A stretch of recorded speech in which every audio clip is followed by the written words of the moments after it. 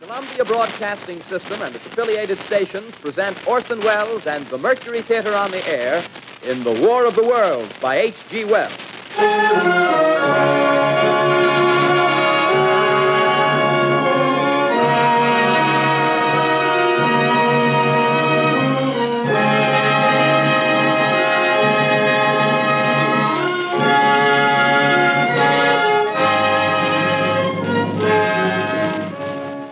Ladies and gentlemen, the director of the Mercury Theater and star of these broadcasts, Orson Welles.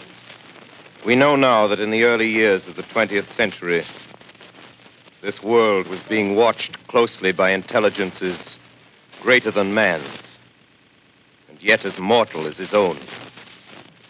We know now that as human beings busied themselves about their various concerns, they were scrutinized and studied, perhaps almost as narrowly as a man with a microscope might scrutinize the transient creatures that swarm and multiply in a drop of water. With infinite complacence, people went to and fro over the earth about their little affairs, serene in the assurance of their dominion over this small, spinning fragment of solar driftwood, which by chance or design, man has inherited out of the dark mystery of time and space. Yet across an immense ethereal gulf, minds that are to our minds as ours are to the beasts in the jungle, intellects, vast, cool, and unsympathetic, regarded this earth with envious eyes and slowly and surely drew their plans against us. In the 39th year of the 20th century came the Great Disillusionment. Near the end of October, business was better. The war scare was over. More men were back at work. Sales were picking up. On this particular evening, October 30th, the Crosley service estimated that 32 million people were listening in on radios. For the next 24 hours, not much change in temperature. A slight atmospheric disturbance of undetermined origin is reported over Nova Scotia, causing a low-pressure area to move down rather rapidly over the northeastern states, bringing a forecast of rain accompanied by winds of light gale force. Maximum temperature 66, minimum 48. This weather report comes to you from the Government Weather Bureau. We take you now to the Meridian Room in the Hotel Park Plaza in downtown New York, where you will be entertained by the music of Raymond Raquello and his orchestra.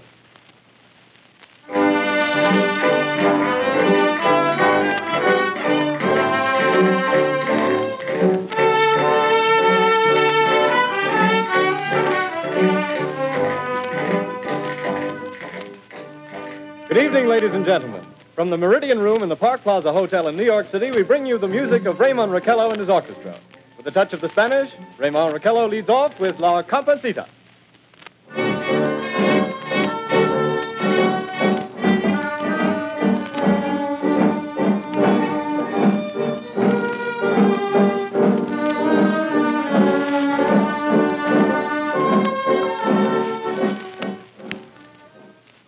Ladies and gentlemen, we interrupt our program of dance music to bring you a special bulletin from the Intercontinental Radio News. At 20 minutes before 8 Central Time, Professor Farrell of the Mount Jennings Observatory, Chicago, Illinois, reports observing several explosions of incandescent gas occurring at regular intervals on the planet Mars. The spectroscope indicates the gas to be hydrogen and moving toward the Earth with enormous velocity. Professor Pearson of the observatory at Princeton confirms Farrell's observation and describes the phenomenon as, quote, like a jet of blue flame shot from a gun, unquote.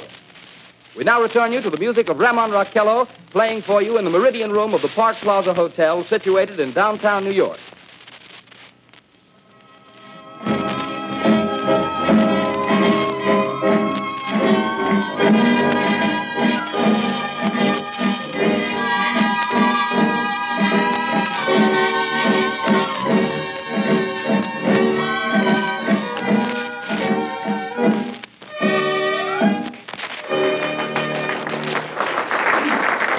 And now a tune that never loses favor, the ever-popular Stardust, Raymond Raquello and his orchestra.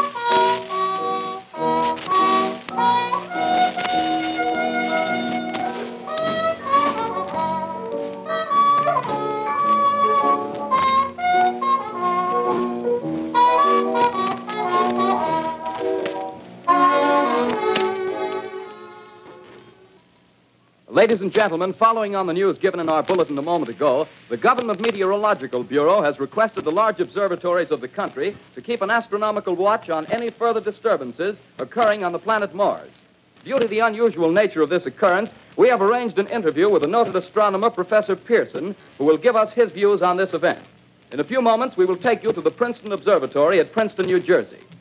We return you until then to the music of Ramon Raquello and his orchestra.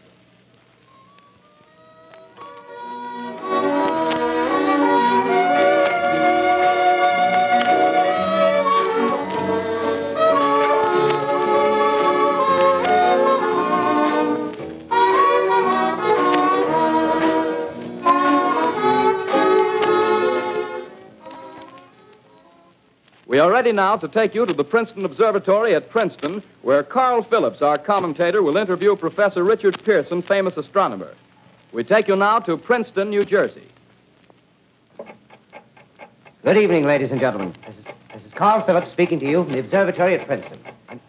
I'm standing in a large semicircular room, pitch black except for an oblong split in the ceiling. Through this opening, I can see a sprinkling of stars that cast a kind of frosty glow over the intricate mechanism of the huge telescope. The ticking sound you hear is the vibration of the clockwork. Professor Pearson stands directly above me on a small platform, peering through the giant lens. I'll ask you to be patient, ladies and gentlemen, during any delay that may arise during our interview. Besides the ceaseless watch of the heavens, Professor Pearson may be interrupted by telephone or other communications. During this period, he is in constant touch with the astronomical centers of the world. Professor, may I begin our questions? At any time, Mr. Phillips. Professor, would you please tell our radio audience exactly what you see as you observe the planet Mars through your telescope? Nothing unusual at the moment, Mr. Phillips. A red disk swimming in a blue sea. Transverse stripes across the disk. Quite distinct now because Mars happens to be at the point nearest the Earth, in opposition, as we call it. In your opinion, what do these transverse stripes signify, Professor Pearson? Not canals, I can assure you, Mr. Phillips. They... Although that's the popular conjecture of those who imagine Mars to be inhabited. From a scientific viewpoint, the stripes are merely the result of atmospheric conditions peculiar to the planet. Then you're quite convinced, as a scientist, that living intelligence as we know it does not exist on Mars? I should say the chances against it are 1,000 to 1. And yet, how do you account for these gas eruptions occurring on the surface of the planet at regular intervals? Phillips, I cannot account for it. By the way, Professor, for the benefit of our listeners, how far is Mars from the Earth? Approximately 40 million miles. Well, that seems a safe enough distance. Thank you. Just a moment, ladies and gentlemen. Someone has just handed Professor Pearson a message. While he reads it, let me remind you that we are speaking to you from the observatory in Princeton, New Jersey, where we are interviewing the world-famous astronomer, Professor Pearson. One moment, please. Professor Pearson has passed me a message which he has just received. Professor, may I read the message to the listening audience? Certainly, Mr. Phillips. Ladies and gentlemen, I shall read you a wire addressed to Professor Pearson from Dr. Gray of the Natural History Museum, New York. Quote, 9:15 p.m. Eastern Standard Time. Seismograph registered shock of almost earthquake intensity occurring within a radius of 20 miles of Princeton. Please investigate. Signed, Lloyd Gray, Chief of Astronomical Division. Unquote. Professor Pearson, could this occurrence possibly have something to do with the disturbances observed on the planet Mars? Hardly, Mr. Phillips. This is probably a meteorite of unusual size, and its arrival at this particular time is merely a coincidence. However, we shall conduct a search as soon as daylight permits. Thank you, Professor. Ladies and gentlemen, for the past 10 minutes, we've been speaking to you from the observatory at Princeton, bringing you a special interview with Professor Pearson, noted astronomer. This is Carl Phillips speaking. We are returning you now to our New York studio.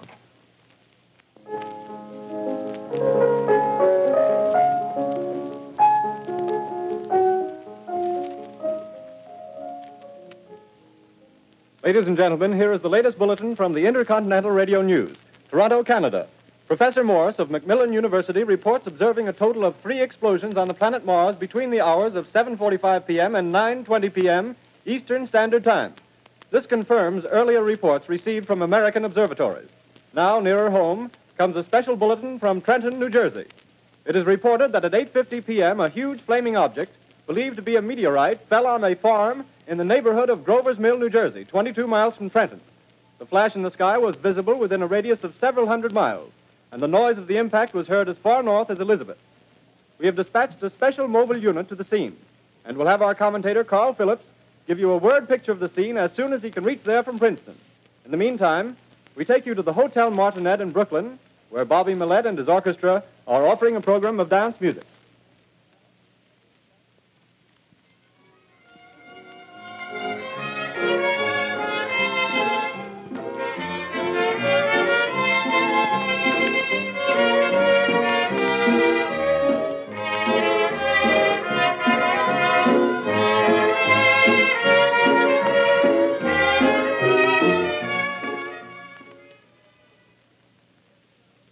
We take you now to Grover's Mill, New Jersey.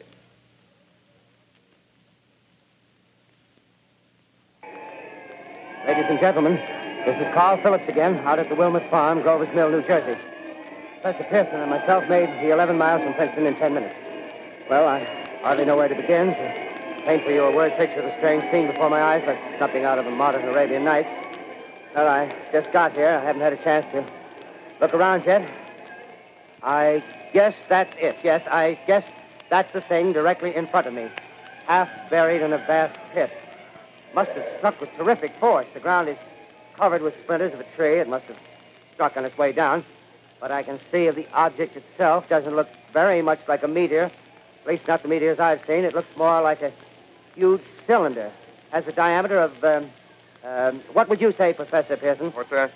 What would you say, what's the diameter of this? About 30 yards. About 30 yards. The metal on the sheath is, well, I've never seen anything like it. The color is sort of yellowish white. Its curious spectators now are pressing close to the object in spite of the efforts of the police to keep them back. They're getting in front of my line of vision. Would you mind standing one side, please? While the policemen are pushing the crowd back. Here's Mr. Wilmot, owner of the farm here. He may have some interesting facts to add. Mr. Wilmot, would you please tell the radio audience as much as you remember of this rather unusual visitor that dropped in your backyard? Step closer, please. Ladies and gentlemen, this is Mr. Wilmot. Well, I was listening to the radio. Closer and louder, please. Pardon me? Louder, please, closer. Yes. I was listening to the radio and kind of drowsing. That professor fellow was talking about Mars, so I was half dozing and half... Yes, Mr. Wilmot, and then what happened? Well, as I was saying, I was listening to the radio, kind of halfway. Yes, Mr. Wilmot, and then you saw something. Well, not first off. I heard something. And what did you hear? A hissing sound like this. Kind of like a 4th of July rocket. Yes, then what? I turned my head out the window and would have sworn I was asleep and dreaming. Yes? I seen a kind of greenish streak and then zingo. Something smacked the ground, knocked me clear out of my chair. Well, were you frightened, Mr. Wilmot? Well, I ain't quite sure. I reckon I was kind of riled. Well, thank you, Mr. Wilmot. Thank you very much. Yeah, you want me to tell No, that's some quite more? all right. That's plenty. Ladies and gentlemen, you've just heard Mr. Wilmot, owner of the farm where this thing has fallen. I wish I could convey the atmosphere, the background of this fantastic scene. Hundreds of cars are parked in a field in back of us, and the police are trying to rope off the roadway leading into the farm, but it's no use. They're breaking right through. The car's headlights throw an enormous spotlight on the pit where the object's half buried. Now, some of the more daring souls now are venturing near the edge. Their silhouettes stand out against the metal sheen. One man wants to touch the thing. He's having an argument with the policeman. Now, the policeman wins. Now, ladies and gentlemen, there's something I haven't mentioned in all this excitement, but it's becoming more distinct. Perhaps you've caught it already on your radio. Listen, please. Do you hear it? It's a curious humming sound that seems to come from inside the object. I'll move the microphone nearer. Here. Now, we're not more than 25 feet away. Can you hear it now? Professor Pearson. Yes, Mr. Phillips. Can you tell us the meaning of that scraping noise inside the thing? Possibly the unequal cooling of its surface. I say, do you still think it's a meteor, Professor? I don't know what to think. The metal casing is definitely extraterrestrial. Not found on this Earth. Friction with the Earth's atmosphere usually tears holes in a meteorite. This thing is smooth, and you can see its cylindrical Just a minute. shape. Something's happening. Ladies and gentlemen, this is terrific. This end of the thing is beginning to flake off. The top is beginning to rotate like a screw, and the thing must be hollow. He's moving. Keep back there. Keep back there. Keep those men back. Keep back there. Keep those idiots back. Ladies, off. The top's loose. Look out there. Stand back. ladies and gentlemen, this is the most terrifying thing I've ever witnessed. Wait a minute. someone crawling Someone out or of something. I can see coming out of that black hole, two luminous discs. The eyes, it might be a face, might be almost Good heavens, something wriggling out of the shadow like a gray snake. Now it's another one, and another one, and another one. They look like tentacles to me. Oh, yeah, I can see the thing's body now. It's large as a bear. It glistens like wet leather, but that face, ladies and gentlemen, it's indescribable. I can hardly force myself to keep looking at it. It's so awful. The eyes are black, and they gleam like a serpent. The mouth is kind of V-shaped with saliva dripping from its rimless lips. It seems to quiver and pulsate, and the monster or whatever it is can hardly move. It seems weighed down by possibly gravity or something. The thing's rising up now, and the crowd falls back. They've seen plenty. The most extraordinary experience, ladies and gentlemen. I can't find words. Well, I'll pull this microphone with me as I talk. I'll have to stop the description until I can take a new position. Hold on, will you, please? I'll be right back in a minute.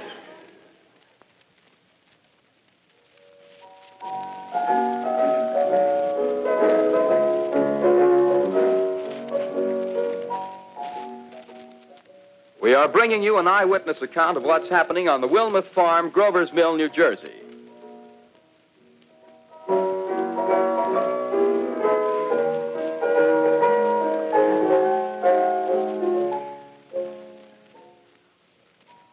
We now return you to Carl Phillips at Grover's Mill. Ladies and gentlemen, Marion. Ladies and gentlemen, here I am, back of a stone wall that adjoins Mr. Wilmuth's garden. From here, I get a sweep of the whole scene. I'll give you every detail as long as I can talk and as long as I can see. More state police have arrived. They're drawing up a cordon in front of the pit. About 30 of them.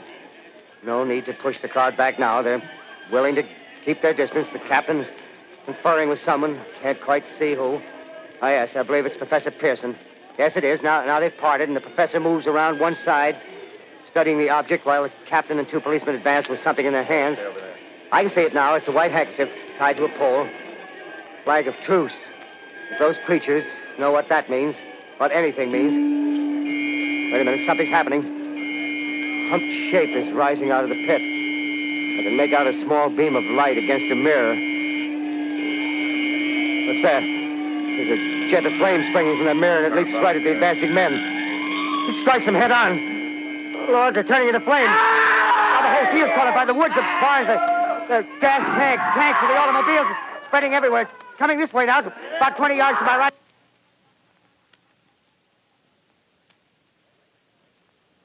Ladies and gentlemen, due to circumstances beyond our control, we are unable to continue the broadcast from Grover's Mill.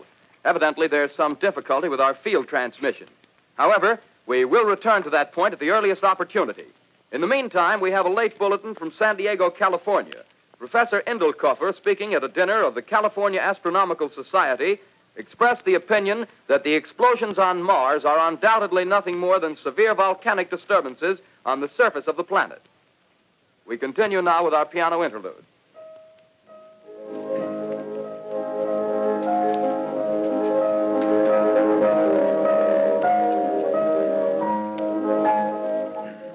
Ladies and gentlemen, I've just been handed a message that came in from Grover's Mill by telephone. Just one moment, please. At least 40 people, including 6 state troopers, lie dead in a field east of the village of Grover's Mill, their bodies burned and distorted beyond all possible recognition.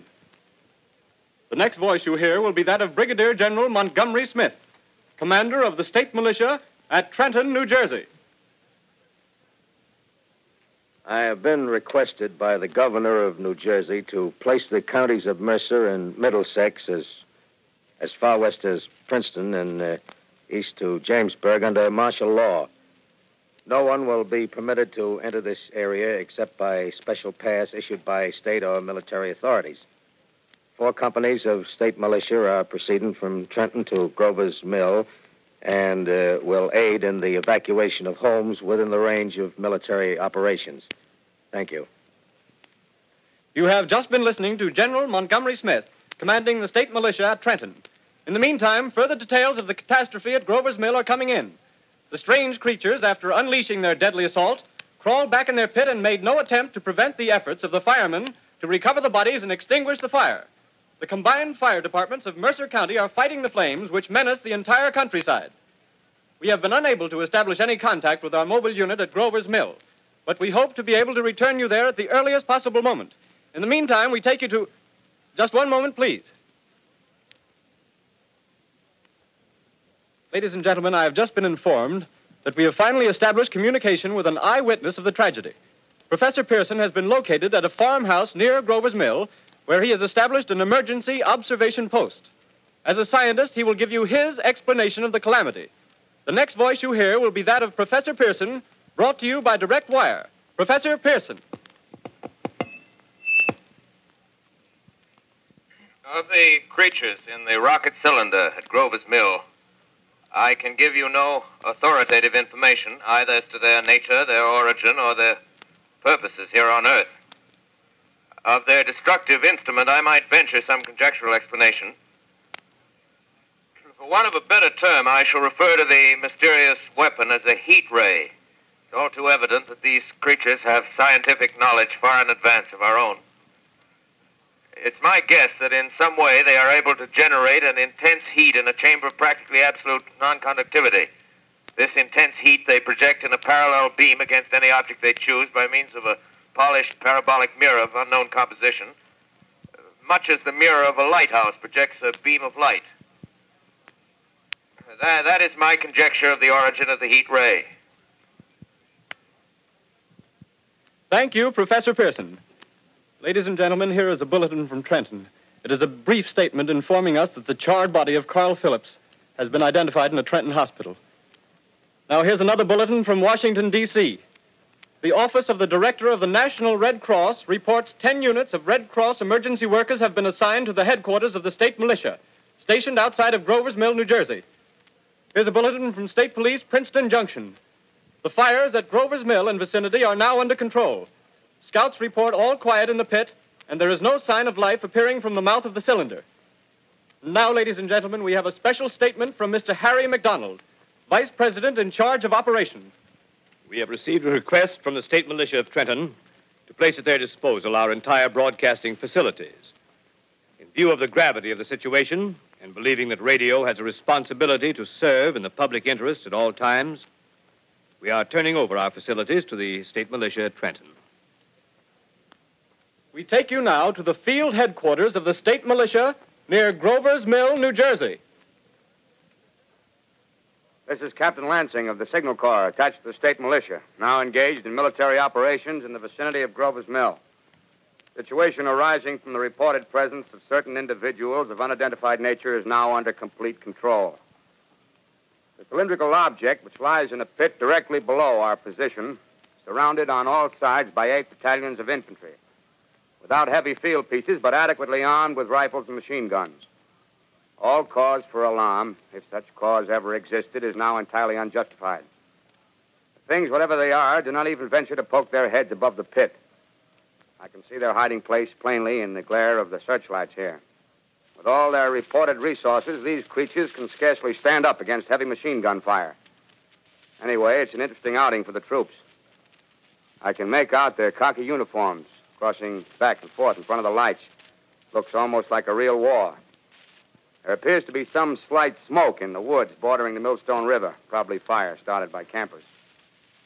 Well, we ought to see some action soon. One of the companies is deploying on the left flank. A quick thrust and it'll all be over. Now, wait a minute. I see something on top of the cylinder. No, it's nothing but a shadow. Now the troops are on the edge of the Wilmot farm. 7,000 armed men closing in on an old metal tube. A tub, rather. Well, wait, that wasn't a shadow. It's something moving. Solid metal, kind of a shield-like affair rising up out of the cylinder. It's going higher and higher. What? It's standing on legs, actually rearing up on a sort of metal framework. Now it's reaching above the trees, and the searchlights are on it. Hold on.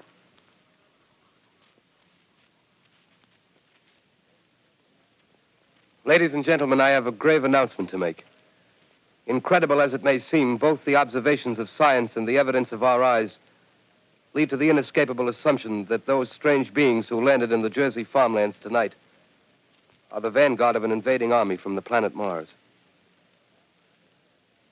The battle which took place tonight at Grover Mills has ended in one of the most startling defeats ever suffered by an army in modern times. 7,000 men armed with rifles and machine guns pitted against a single fighting machine of the invaders from Mars. 120 known survivors. The rest strewn over the battle area from Grover's Mill to Plainsboro, crushed and trampled to death under the metal feet of the monster, or burned to cinders by its heat ray.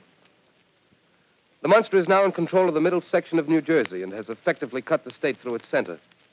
Communication lines are down from Pennsylvania to the Atlantic Ocean. Railroad tracks are torn and service from New York to Philadelphia discontinued, except routing some of the trains through Allerton and Phoenixville. Highways to the north, south, and west are clogged with frantic human traffic. Police and Army reserves are unable to control the mad flight. By morning, the fugitives will have swelled Philadelphia, Camden, and Trenton, it is estimated, to twice their normal population. Martial law prevails throughout New Jersey and eastern Pennsylvania.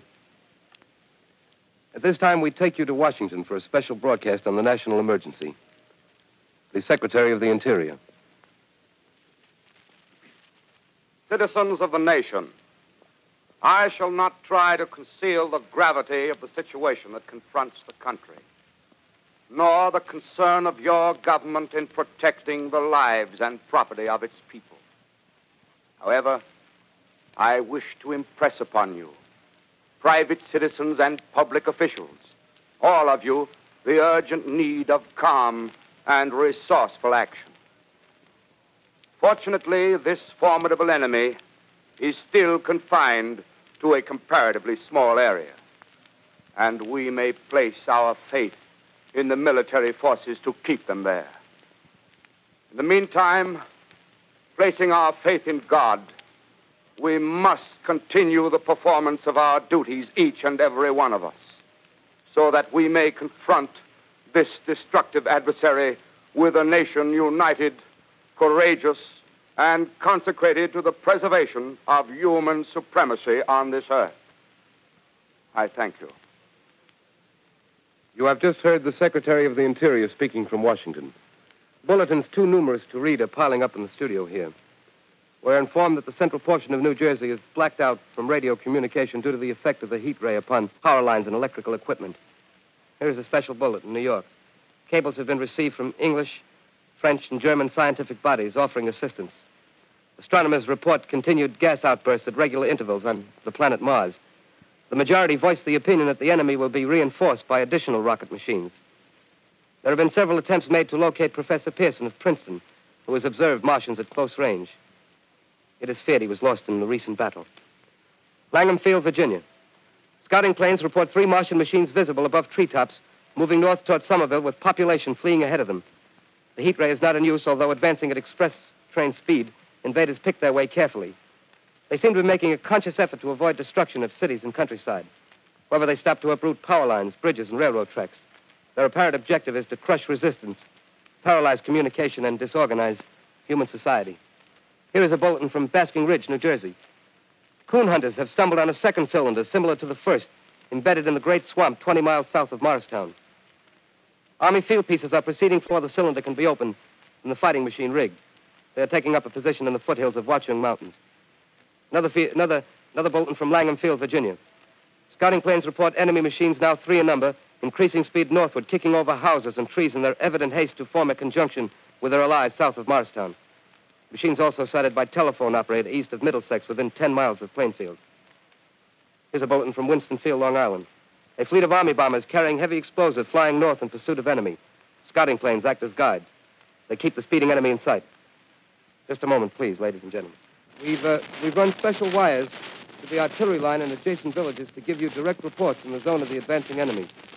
First, we take you to the battery of the 22nd Field Artillery, located in the Watchung Mountains. Range 32 meters. 32 meters. Projection 39 degrees. 39 degrees. Fire.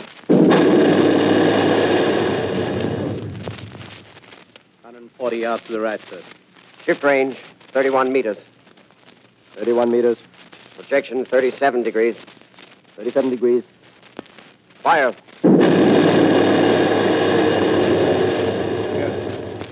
Hit, sir. Got the tripod of one of them. They're stopped. The others are trying to repair it. Quick, get the range. Shift 30 meters. 30 meters. Projection 27 degrees. 27 degrees. Fire.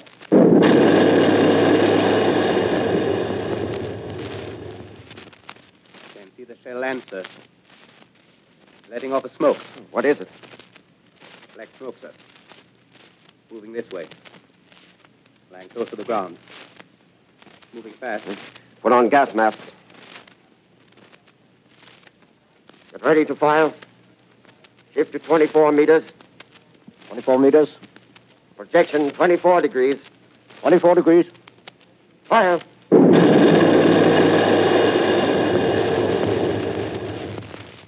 Still can't see, sir. Smoke's coming nearer. Get the range. 23 meters. 23 meters. 23 meters. Projection 22 degrees. 22 degrees.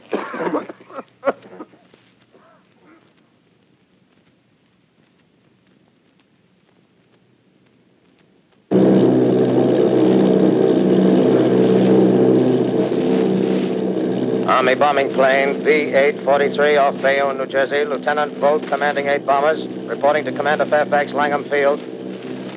This is Vogt reporting to Commander Fairfax, Langham Field. Enemy tripod machines now in sight. Reinforced by 3 machines from the Morristown cylinder. 6 altogether. 1 machine partially crippled. Believed hit by shell from Army gun in Watchung Mountains. Guns now appear silent. A heavy black fog hanging close to the earth of extreme density, nature unknown. No sign of heat ray. Enemy now turns east, crossing Passaic River into the Jersey marshes. Another straddles the Pulaski Skyway. Evident objective is New York City. They're pushing down a high-tension power station. The machines are close together now, and we're ready to attack. Planes circling, ready to strike. 1,000 yards, and we'll be over the first.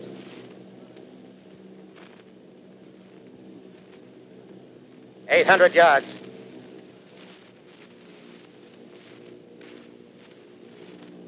$600.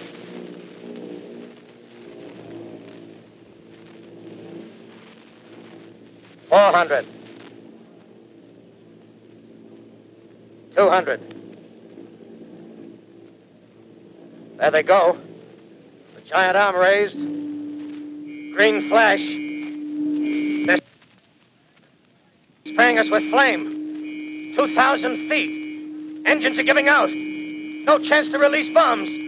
Only one thing left. Drop on them, plane and all. We're diving on the first one.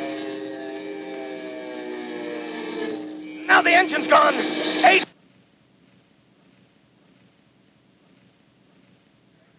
This is Bayonne, New Jersey, calling Langham Field. This is Bayonne, New Jersey, calling Langham Field. Come in, please. This is Langham Field. Go ahead. 8 Army bombers in engagement with enemy tripod machines over Jersey Flats. Engines incapacitated by heat ray. All crashed. 1 enemy machine destroyed. Enemy now discharging heavy black smoke in direction of... Newark, New Jersey. This is Newark, New Jersey. Warning. Poisonous black smoke pouring in from Jersey marshes. Reaches South Street. Gas masks useless. Urge population to move into open spaces. Automobiles use routes 7, 23, 24. Avoid congested areas. Smoke now spreading over Raymond Boulevard.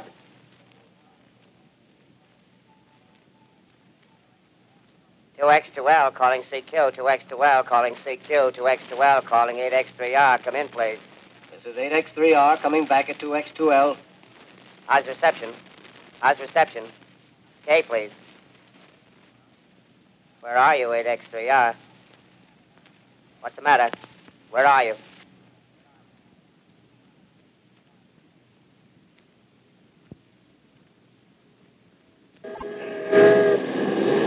I'm speaking from the roof of Broadcasting Building. I'm speaking from the roof of Broadcasting Building, New York City. The bells you hear are ringing to warn the people to evacuate the city as the Martians approach. Estimated in the last 2 hours, 3 million people have moved out along the roads to the north. Hutchison River Parkway still kept open for motor traffic. The Void bridges to Long Island hopelessly jammed. All communication with Jersey Shore closed 10 minutes ago. No more defenses. Our army is wiped out. Artillery, Air Force, everything wiped out. This may be the last broadcast. We'll stay here to the end. People are holding service here below us in the cathedral. Now I look down the harbor, all manner of boats, overloaded with fleeing population pulling out from docks. Streets are all jammed. Noise and crowds like New Year's Eve in city. Wait a minute. The enemy is now in sight above the Palisades. Five great machines. First one is crossing the river. I can see it from here, wading the Hudson like a man wading through a brook. A bulletin is handed me. Martian cylinders are falling all over the country. One outside of Buffalo, one in Chicago, St. Louis. Seem to be timed and spaced. Now the first machine reaches the shore. He stands watching, looking over the city. The steel cowlish head is even with the skyscrapers. He waits for the others. They rise like a line of new towers on the city's west side. Now they're lifting their metal hands. This is the end now. Smoke comes out, black smoke drifting over the city. People in the streets see it now. They're running toward the East River, thousands of them, dropping in like rats. Now the smoke's spreading faster. It's reached Times Square. People are trying to run away from it, but it's no use. They're falling like flies. Now the smoke's crossing 6th Avenue, 5th Avenue, 100 yards away. It's 50 feet.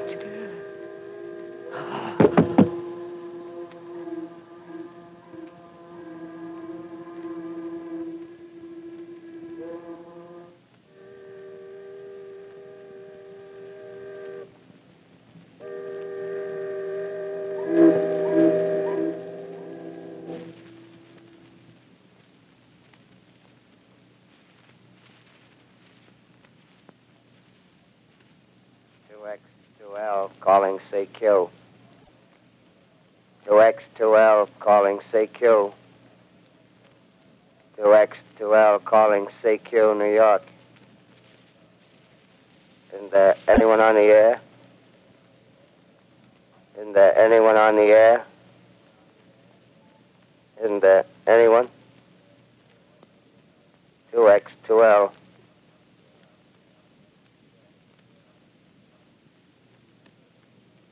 You are listening to a CBS presentation of Orson Welles and the Mercury Theater on the Air in an original dramatization of The War of the Worlds by H.G. Wells.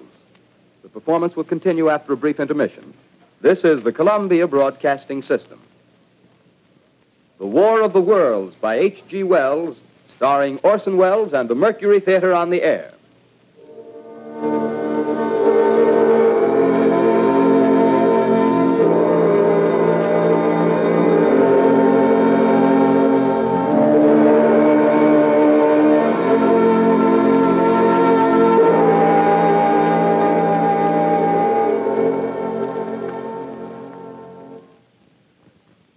As I set down these notes on paper, I'm obsessed by the thought that I may be the last living man on Earth. I've been hiding in this empty house near Grover's Mill, a small island of daylight cut off by the black smoke from the rest of the world. All that happened before the arrival of these monstrous creatures in the world now seems part of another life. A life that has no continuity with the present. furtive existence of the lonely derelict who pencils these words on the back of some astronomical notes bearing the signature of Richard Pearson. I look down at my blackened hand, and I try to connect them with a professor who lives at Princeton and who, on the night of October 20th, glimpsed through his telescope an orange splash of light on a distant planet. My wife, my colleagues, my students, my books, my observatory, my world. Where are they? Did they ever exist? Am I Richard Pearson? What day is it? Do days exist without calendars? Does time pass when there are no human hands left to wind the clocks? In writing down my daily life, I tell myself I shall preserve human history between the dark covers of this little book that was meant to record the movements of the stars. But to write, I must live, and to live, I must eat. Find moldy bread in the kitchen and an orange not too spoiled to swallow. Keep watch at the window. Time to time, I catch sight of a Martian above the black smoke. The smoke still holds the house in its black coil, but at length there's a hissing sound, and suddenly I see a Martian mounted on his machine, spraying the air with a jet of steam as if to dissipate the smoke. I watch in a corner as his huge metal legs nearly brush against the house. Exhausted by terror, I fall asleep. It's morning. Morning. Sun streams in the window.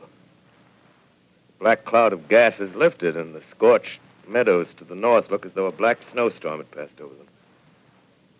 I venture from the house. I make my way to a road, no traffic. Here and there, a wrecked car, baggage overturned, a blackened skeleton. Push on north. For some reason, I feel safer trailing these monsters than running away from them. And I keep a careful watch. I've seen the Martians feed. Should one of their machines appear over the top of trees, I'm ready to fling myself flat on the earth. I come to a chestnut tree. October. Chestnuts are ripe. Fill my pockets. I must keep alive. 2 days I wander in a vague northerly direction through a desolate world. Finally, I notice a living creature. A small red squirrel in a beech tree. I stare at him and wonder. He stares back at me. I believe at that moment the animal and I shared the same emotion. The joy of finding another living being. Push on north. I find dead cows in a brackish field, and beyond the charred ruins of a dairy and a silo remain standing guard over the wasteland like a lighthouse, deserted by the sea. Astride the silo perches a weathercock. The arrow points north. North. Next day, I come to a city. City vaguely familiar in its contours, yet its buildings strangely dwarfed and leveled off as if a giant had sliced off its highest towers with a capricious sweep of his hand. Reached the outskirts. I found Newark. Newark, undemolished but humbled by some whim of the advancing Martians. Presently, with an odd feeling of being watched, I caught sight of something crouching in a doorway. I made a step towards it. It rose up and became a man. A man armed with a large knife. Stop. Where do you come from? I come from many places. A long time ago, from Princeton. Princeton, huh? That's near Grover's Mill. Yes. Grover's Mill. There's no food here. This is my country. All this end of town down the river. There's only food for one. Which way are you going? I don't know. I guess I'm looking for people. Hey, what was that? Did you hear something just then? No. Only a bird. A live bird. Yeah. You get to know that birds have shadows these days. Say, we're in the open here. Let's crawl in this doorway here and talk. Have you seen any Martians? No. They're going over to New York. Night, the sky's alive with their lights, just as if people were still living in it. By daylight, you can't see them. 5 days ago, a couple of them carried something big across the flats from the airport. I think they're learning how to fly. Fly? Yeah, fly. Then it's all over with humanity. Stranger, there's still you and I. 2 of us left. Yeah. They got themselves in solid. They wrecked the greatest country in the world. Those green stars, they're probably falling somewhere every night. They've only lost 1 machine. There isn't anything to do. We're done. We're licked. Where were you? You're in a uniform. Yeah, what's left of it. I was in the militia. National Guard. That's good. There wasn't any war. Any more than there's war between men and ants. Yes, but we're eatable ants. I found that out. What'll they do to us? I thought it all out. Right now, we're caught as we're wanted. A Martian only has to go a few miles to get a crowd on the run. But they won't keep on doing that. They'll begin catching us systematic, like keeping the best and storing us in cages and things. They haven't begun on us yet. Not begun? Not begun. All that's happened so far is because we don't have sense enough to keep quiet. Bothering them with guns and such stuff and losing our heads and rushing off in crowds. No, instead of our rushing around blind, we got to fix ourselves up according to the way things are now. Cities, nations, civilization, progress. Yes, but if that's so, what is there to live for? Well, there won't be any more concerts for 1,000,000 years or so, and no nice little dinners at restaurants. If it's amusement you're after, I guess the game's up. What is there left? Life, that's what. I want to live. Yeah, and so do you. We're not going to be exterminated. And I don't mean to be caught either. Tamed and fattened and bred like an ox. What are you going to do? I'm going on. Right under their feet. I got a plan. We men, as men, we're finished. We don't know enough. We got to learn plenty before we got a chance. We've got to live and keep free while we learn, see? I've thought it all out, see? Well, tell me the rest. Well, it isn't all of us that are made for wild beasts. That's what it got to. That's what it got to be. That's why I watched you. Watched you. All those little office workers that used to live in these houses. They be no good. They haven't any stuff in them. They used to run off to work. I've seen hundreds of them running to catch their commuter's train in the morning, afraid they'd get canned if they didn't. Running back at night, afraid they wouldn't be in time for dinner. Lives insured and a little invested in case of accidents. Yeah, and on Sundays, worried about the hereafter. Well, the Martians, they'll be a godsend for those guys. Nice, roomy cages, good food, careful breeding, no worries. Yeah, after a week or so of chasing around the fields on empty stomachs, they'll come and be glad to be caught. You've thought it all out, haven't you? Sure, you bet I have. That isn't all. These Martians are going to make pets of some of them. Train them to do tricks. Who knows, get sentimental over the pet boy who grew up and had to be killed. Yeah, and some, maybe, they'll train to hunt us. Oh, no, it's impossible. Human Yes, beings. they will. There's men who do it gladly. If one of them ever comes after me, by... In the meantime, you and I and others like us, where are we to live when the Martians own the Earth? I got it all figured out. We'll live underground. I've been thinking about the sewers. Under New York, there are miles and miles of them. The main ones, they're big enough for anybody.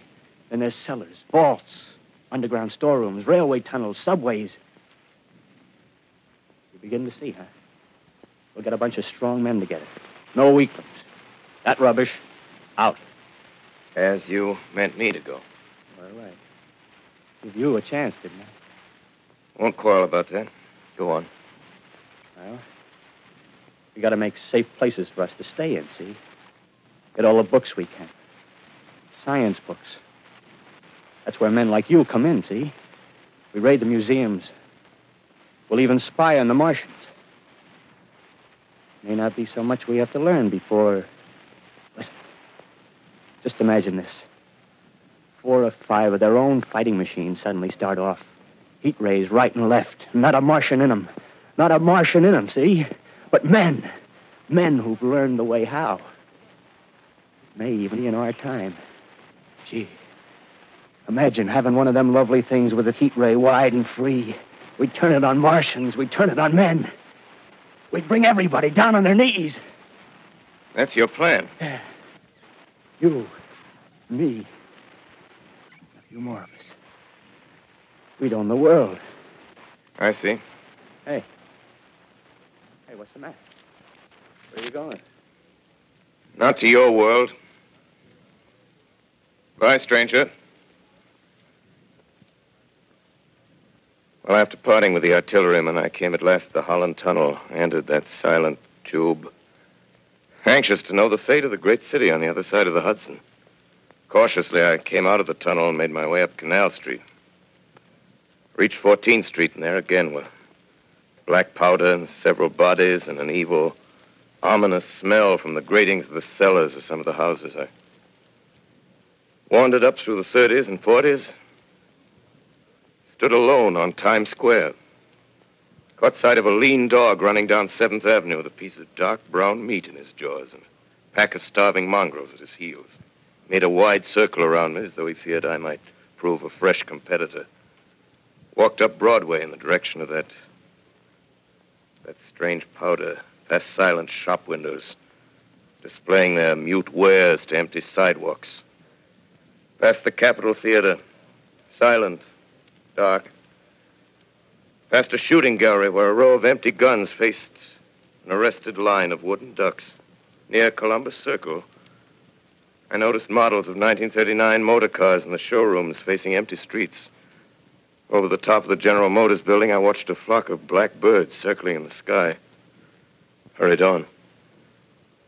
Suddenly, I caught sight of the hood of a Martian machine, standing somewhere in Central Park, gleaming in the late afternoon sun. An insane idea. I rushed recklessly across Columbus Circle and into the park.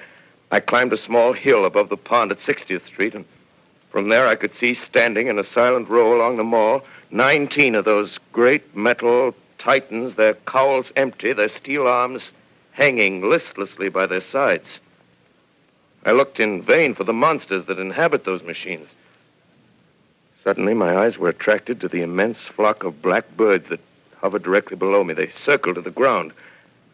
And there before my eyes, stark and silent, lay the Martians with the hungry birds pecking and tearing brown shreds of flesh from their dead bodies. Later, when their bodies were examined in laboratories, it was found that they were killed by the putrefactive and disease bacteria against which their systems were unprepared.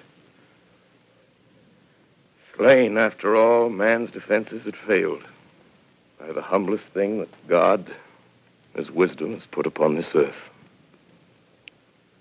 Before the cylinder fell, there was a general persuasion that through all the deep of space, no life existed beyond the petty surface of our minute sphere.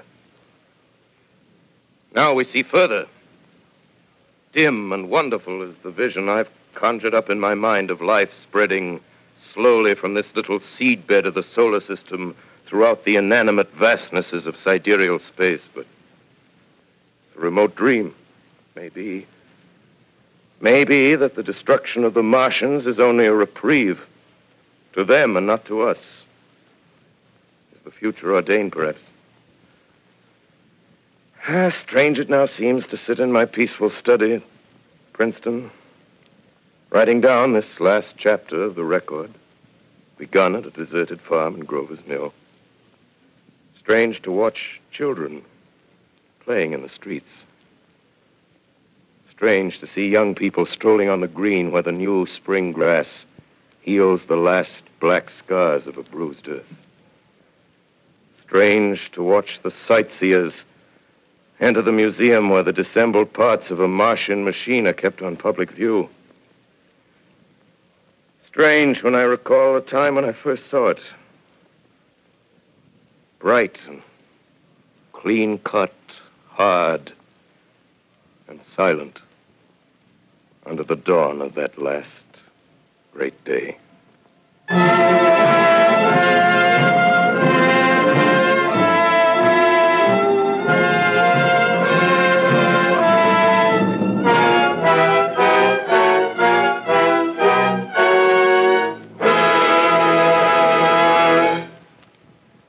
This is Orson Welles, ladies and gentlemen. Out of character, to assure you that the War of the Worlds has no further significance than as the holiday offering it was intended to be. The Mercury Theater's own radio version of dressing up in a sheet and jumping out of a bush and saying boo. Starting now, we couldn't soap all your windows and steal all your garden gates by tomorrow night, so we did the best next thing. We annihilated the world before your very ears and utterly destroyed the CBS. You will be relieved, I hope, to learn that we didn't mean it and that both institutions are still open for business. So goodbye, everybody, and remember, please, for the next day or so, the terrible lesson you learned tonight. That grinning, glowing, globular invader of your living room is an inhabitant of the pumpkin patch, and if your doorbell rings and nobody's there, that was no Martian. It's Halloween.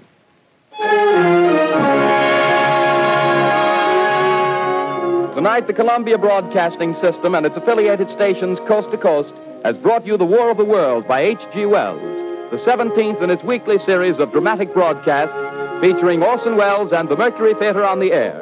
Next week, we present a dramatization of 3 famous short stories. This is the Columbia Broadcasting System.